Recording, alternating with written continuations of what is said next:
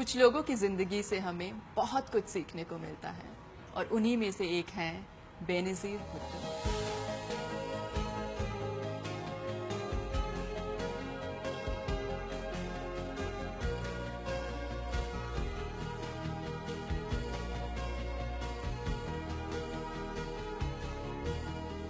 She is the daughter of Zulfikar Ali Bhutto, wife of Asif Ali Zardari and mother of Bilawal, Bakhtawar and Asifa. But most importantly, she is the first woman Prime Minister of the Muslim world. You were the first woman Prime Minister of an Islamic country. How difficult was that? When I was contesting for the leadership of my country, many people said to me that you can't win because you're a woman. And I just couldn't understand why my gender should be chosen against me. And when I was campaigning for Prime Minister, I remember the religious party said that any man who voted for me would be committing a very big sin and his marriage would be null and void in the eyes of God. And I couldn't believe that what is there about a woman that can so excite passion and hatred to the extent that people would actually say that your marriage will be null and void in the eyes of God and it's the biggest sin. And then when I was elected Prime Minister in my first term, I found that it had stirred a debate in the whole Muslim world. And there were religious scholars from far and wide, some giving edicts against me, saying I had usurped a man's place in the world. And then there were others who were giving edicts in my favor and saying, no, Islam permitted a woman to be chief executive. What's your take on Indo-Pak relationship?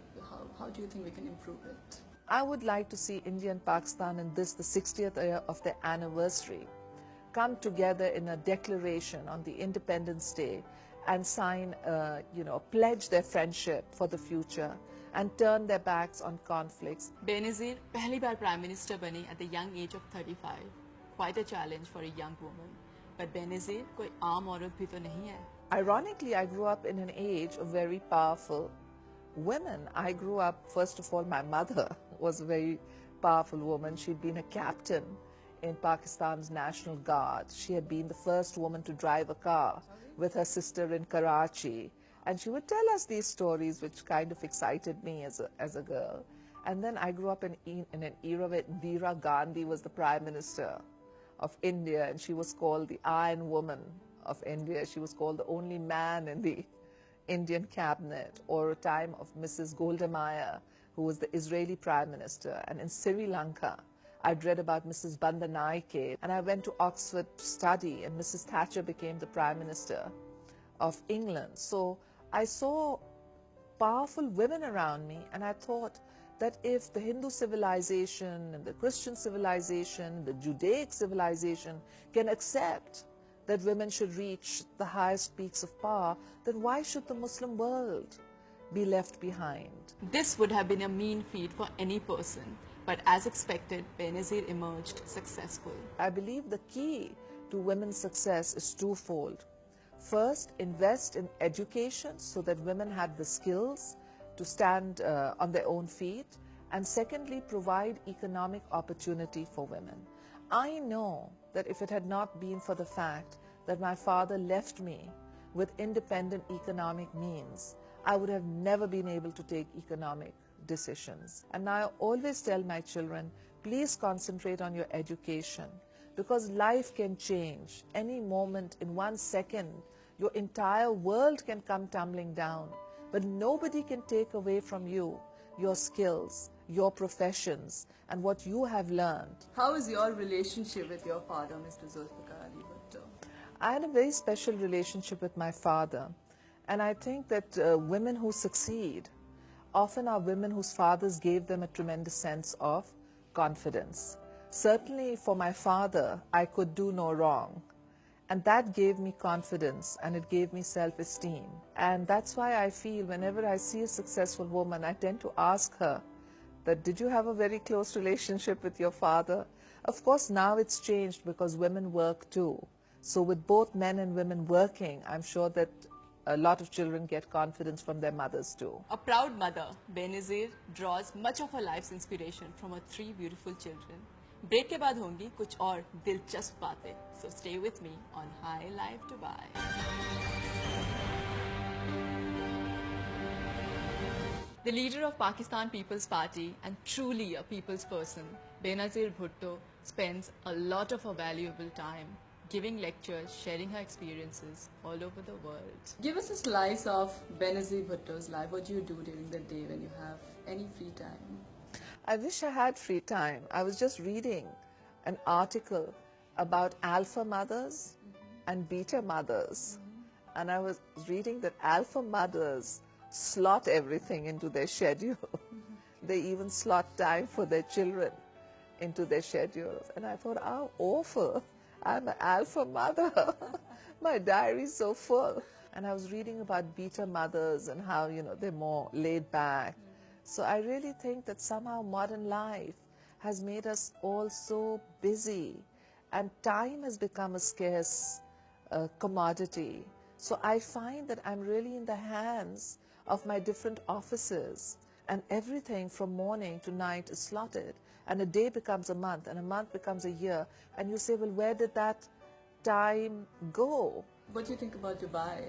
Well, Dubai is wonderful. I remember when I came over here, there were so many sand dunes, and they've all disappeared and transformed into skyscrapers. When I came here, the streets didn't have names. Most of the streets didn't have names, and the houses didn't have numbers. And such a transformation has taken place in the last 7 years. It's unbelievable. And I think that's all due to the leadership of Sheikh Mohammed, who has managed to create a society. And of course, Dubai is part of the UAE, so the President, the Prime Minister, together, the Emirates have managed to give peace, security, basic infrastructure. The infrastructure is available, the civic services like water and electricity and garbage collection. After all, unless these unnoticed elements get tended, it's very difficult to actually modernize a society. उनके life के experiences पर आधारित बेनज़ीर भुट्टो ने अपनी autobiography लिखी है.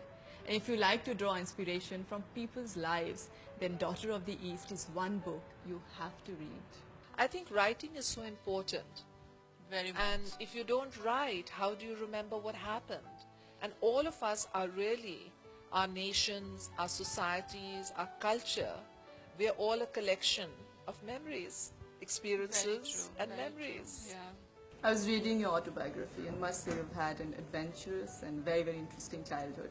Tell us about your unique childhood and how it has influenced you as an adult. I was born into a very different kind of world. When I was growing up, it was a life where there was a great disparity between the rich and the poor. So I grew up in a world of privilege, but it was a world that I knew wasn't fair. And my father thought and instilled in me that we are all born to contribute to society, and each one of us must do what we can to help humanity. बहुत हो गई serious बातें. The former Prime Minister also has a fun side to her life. What are your hobbies and interests? Do you watch Bollywood movies? Do you watch Hindi movies? Do you like them? Well, I don't get the chance to often watch a movie, and but I do sometimes. About once a year, really? I'll get to see a Bollywood movie. Who's your favorite actor? And I don't have a particular favorite actor, but I'm familiar with the names of different Indian actors, and I've had the chance of meeting several of them. When I went to India, I had the opportunity of meeting Abhishek and his sister Shrita. And here in Dubai, I've had the opportunity of meeting Salman Khan and Zahid Khan, and of course their parents too. So I have had the opportunity, and also of meeting Dilip Kumar, who told me about how he'd left Peshawar and he had gone to Bombay. And he didn't know who I was initially, okay? Because when people don't expect to see me without a white dupatta and out of context, out of Pakistan. And he suddenly realized who I was, and he said, I had been in Peshawar and I went to Bombay, and on my way to work as a young 16-year-old, I used to pass this huge house, and on it was a board saying Shahnawaz Bhutto, and that was my grandfather. And I thought, isn't that amazing? How do you still end up looking so gorgeous? Well, it's very kind of you to say so. I don't know about that.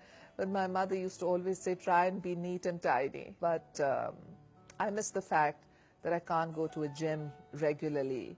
I'd like to be more in shape. than I am, because I think that's healthy. Thank you. But I think that's healthy. But I try and tell my children to do what I can't do, and they're sweet. They try to do that. This is my weakness. Really? Sweets. My God. Yeah, what to do, you know. I grew up with a sweet tooth, so Okay. I'm always having sweets. And especially, I like to eat sweets because I meet a lot of people. And sometimes they take a very long time getting to the point. But I have to be very patient because they waited to come and see me. But for me, because of my schedules, you know, time is always a priority. So if I'm running a little late, I tend to get impatient.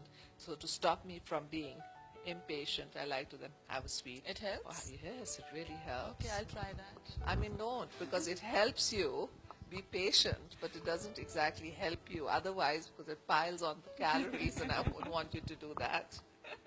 Here's one book on dieting, the Okay. Shangri-La diet, which says you can have sugar. So I Really? thought that's a Okay. really nice That's diet, good, which yeah. allows you to have sugar. While at home with her, I also got a chance to meet with her 3 very smart and polite children.